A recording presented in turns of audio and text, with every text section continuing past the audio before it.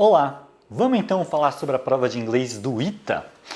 Uma prova aí bastante extensa, bastante longa, né? 10 questões de inglês com 4 textos diferentes como textos base. Então uma prova aí bastante extensa, longa, desgastante para o candidato, ainda mais considerando que o ITA usa um tipo de questão que é ainda mais desgastante, que é aquela que tem várias afirmações e você tem que ver qual delas estão corretas, né? A 1 e a 3, a 2 e a 5, isso aí é bastante desgastante. E além disso, um outro tipo de questão que o ITA também insiste em utilizar é aquela questão de assinale a incorreta. Isso aí é mais um elemento aí desgastante para essa prova, né?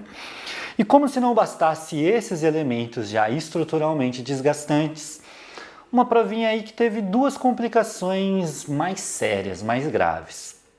Uma das questões estava tecnicamente incorreta, porque o enunciado dizia, né, para você ter como referência palavras sublinhadas, mas adivinha só, não tinha nenhuma palavra sublinhada na questão. Não sei qual vai ser a postura do ITA com relação a essa questão, porque apesar de não estar sublinhadas, não terem palavras sublinhadas, ainda assim era sim possível identificar a alternativa correta, né? Então a pergunta queria que você identificasse qual dos itens lá você não podia substituir a palavra, né? Era uma questão então de sinonímia. E aí, mesmo que não tivessem palavras marcadas, sublinhadas, você conseguia ver, né? Em todas as alternativas, exceto em uma, você tinha essa questão aí de não bater essa sinonímia. Então, por mais que não tivesse a alternativa sublinhada, a palavra sublinhada, a gente conseguia sim identificar a alternativa correta.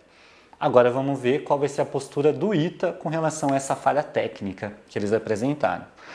A outra questão que também foi um pouco problemática era uma questão que nenhuma alternativa estava precisamente correta, né? Aqui com a minha prova é a questão 38, que fala assim: de acordo com a congressista Yvette Clarke, pelos diversos riscos apresentados pelos vídeos deepfake, é necessário, e aí você tinha algumas alternativas, né?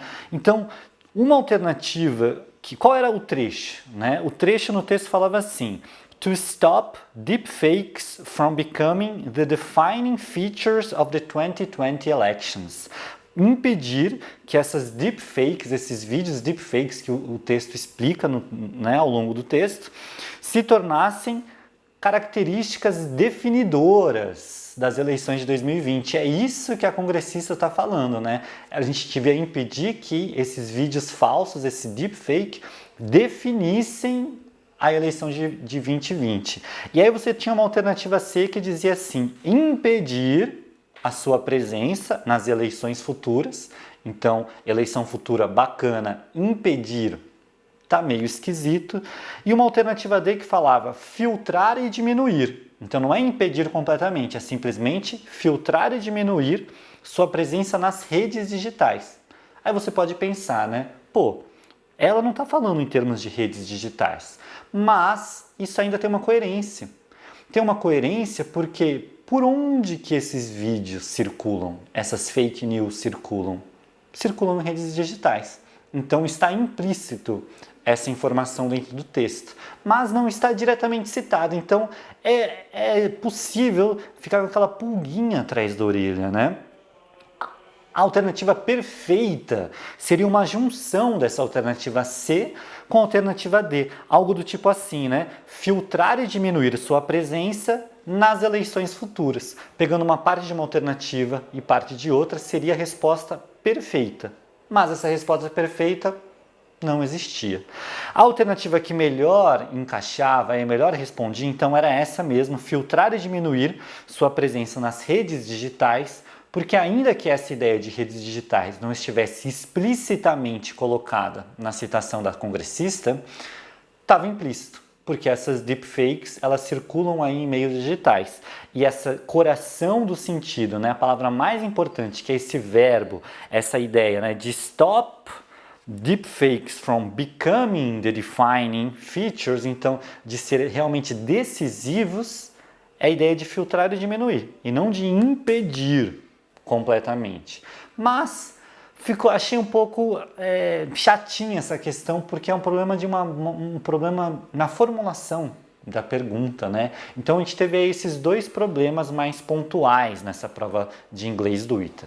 De maneira geral, a gente pode dizer o quê? Que essa prova de inglês do ITA foi muito focado em tradução. As questões estavam pedindo muita questão de tradução, menos interpretação e mais tradução, e várias também perguntas de sinonímias. Então uma prova muito focada na tradução dos textos de inglês.